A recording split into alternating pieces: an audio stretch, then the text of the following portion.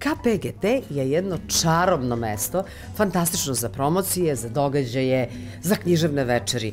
A mi smo otišli u KPGT da pogledamo kako je izgledala promocija novog romana, to jest prvog romana sa nazivom 11 dana, koji je napisala ćerka mog dragog i nikada zaboravljenog prijatelja Mike Jevremovića. Pogledajte kako nas je ugostila Jelena Jevremović.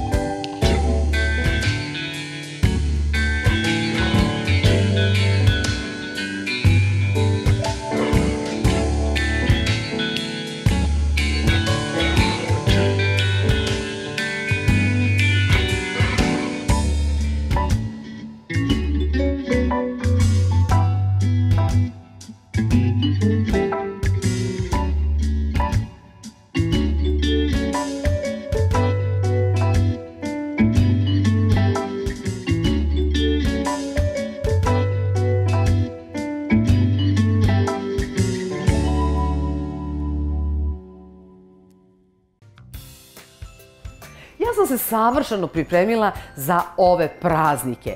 Imam Hotel Heritage, odlično društvo, Deda Mraza, pa bez njega se ne može.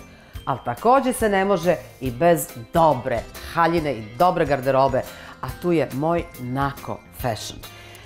Prema tome, sledite moj primer. To je Suzanin izbor. Budite elegantni, budite atraktivni, budite jedinstveni. Nako Fashion. A gledajte i nas. Mi smo emisija koja se gleda, sluša, koja se pamti, koja se lajkuje. Lajkujte nas gde god stignete. Voli vas vaša Suzana Mančić i srećno!